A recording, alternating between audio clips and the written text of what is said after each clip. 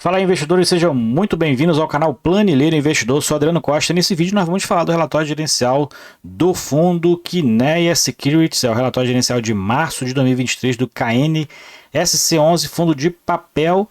Então fique conosco para você acompanhar o que aconteceu no fundo no mês de março, e se você gosta desse tipo de assunto, FIF Agro e FIINFRA, o principal assunto aqui no canal, se inscreva aí no canal, ative as notificações, deixe o seu like também, muito importante, é tudo de graça, mas ajuda muita gente aqui a continuar nosso trabalho no YouTube, tá bom? E também eu vou deixar esse relatório na descrição do vídeo para você baixar, fazer uma leitura mais detalhada, e também o nosso link do grupo do Telegram. Se inscreva lá e encurta a distância. Vamos lá então, sem mais delongas, vamos para o relatório do KNSC11, fundo que investe principalmente aí em certificados de recebíveis imobiliários. Também tem cotas de FIIs aqui na carteira, como política de investimento também, mas o principal é o CRI, tem menos de 2% do seu patrimônio aqui alocado em cotas de outros FIIs. É um fundo bilionário, né? Patrimônio líquido do fundo quase 1,2 bi de reais. Atualmente a cota patrimonial final de março de 2023 de 88,23, mercado fechou aí a 86,23, atualmente está 84,50, né? Então baixou um pouquinho em abril. 89 mil, quase 90 mil número de cotistas. Eu sou um desses cotistas, tá? Tem aí em torno de 3% da minha carteira no KNSC11. Aproveito sempre quando ele baixa dos 85 ali. Tô sempre ali comprando uma ou duas cotinhas para compor a carteira. Eu gosto do fundo, tá? Se você também é cotista, compartilhe com a gente qual o percentual da sua carteira hoje. E ele pagou R$ 1,05 por cota. Na verdade vai pagar no dia 14, né? Mas anunciou R$ 1,05 por cota. Os cotistas que tinham aí estavam cotistas ali até 31 de março, e a média diária no mercado está em 2,8, caindo um pouquinho, né, em relação aos meses anteriores, 2,8, quase 2,9 milhões de volume médio diário negociado na Bolsa de Valores. Em relação aos indexadores da carteira, né, ele tem preponderantemente a IPCA na carteira, está com prêmio médio aí de IPCA mais 8,51 de prêmio de risco, e o que ele tem de taxa DI que é em torno de 40%, CDI mais 3,6 de prêmio de risco aí, e atualmente, né, na verdade no mês de março, adquiriu 5 milhões em CRIs nesse mês. Atualmente a alocação da carteira é 108,1%, ele tem algumas operações compromissadas reversas, que é o tipo de alavancagem que os fundos de papel têm feito.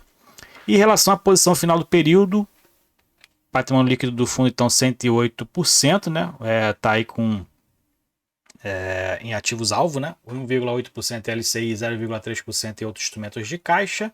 Atualmente ele tem 65% aproximadamente em CRIs indexados ao IPCA e 42% de CRIs indexados à taxa DI, com prazo médio desses papéis em torno de 4 anos para os CDI, os que estão na taxa DI, e 5,2 anos para os que estão pelo IPCA. Dentro da rentabilidade, o fundo aqui então teve uma rentabilidade isenta de imposto de renda, considerando ingresso a 94,98, ou seja, a preço patrimonial, 94% da taxa DI, e se considerando aí desconsiderando a alíquota de 15% que vem nas aplicações pela taxa DI, 111% dela, já que os proventos dos fundos imobiliários são isentos de imposto de renda. Mais para baixo a gente verifica algumas informações. O fundo tem desde outubro de 2020, estão partindo aí para o seu terceiro ano de existência, né? 1,20% da taxa de administração, que inclui taxa de gestão, não tem taxa de performance. E quem gere é a Kinea, que é administrador, é a Intrag DTVM, ela para investidores em geral, que é o que a gente fala aqui no canal normalmente para investidores em geral. Aqui ele fala sobre aí a última reunião do Copom, que manteve a taxa Selic meta 13,75, então manteve a expectativa de mercado, né?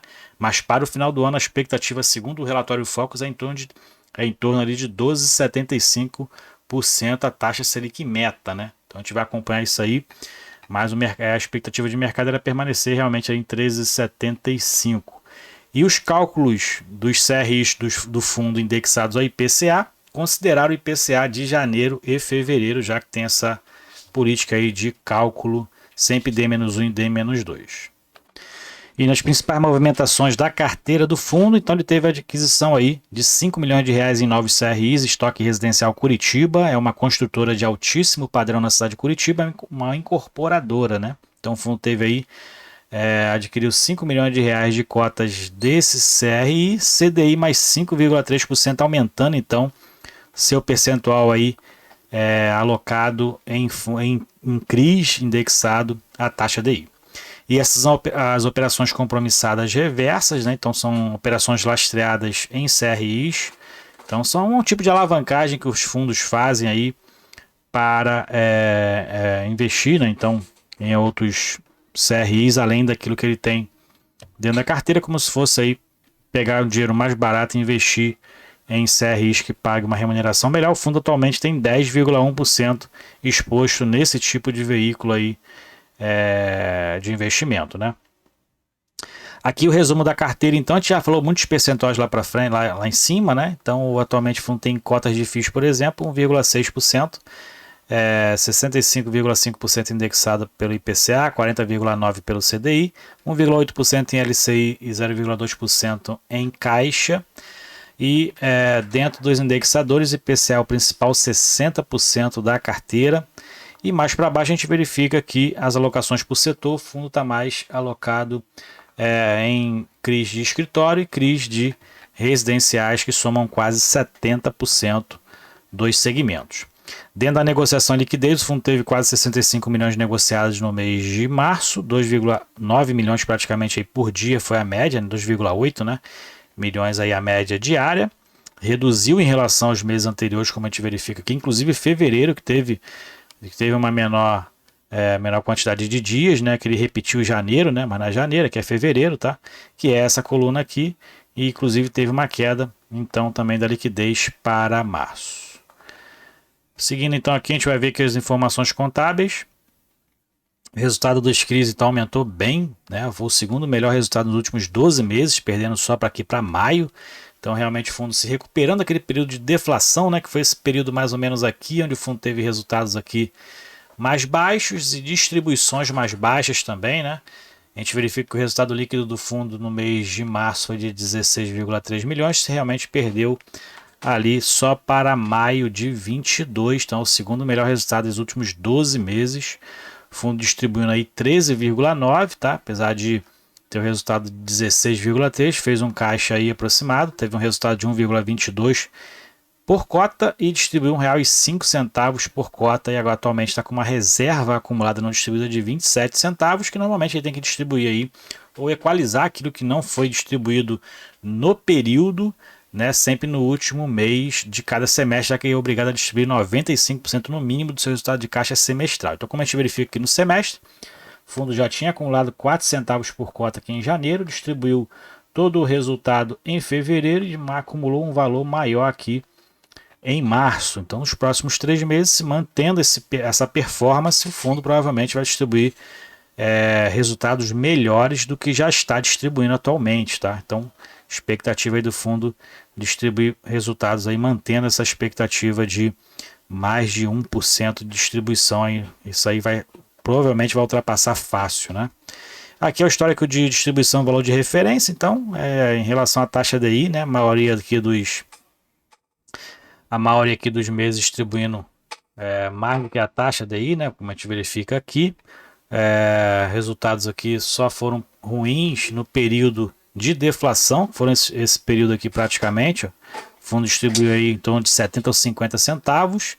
Né? É normal aí, o mercado se assusta, né, com esses resultados aí, mas não pesquisa. Então foi um período inclusive que estava muito bom adquirir cota do fundo, né?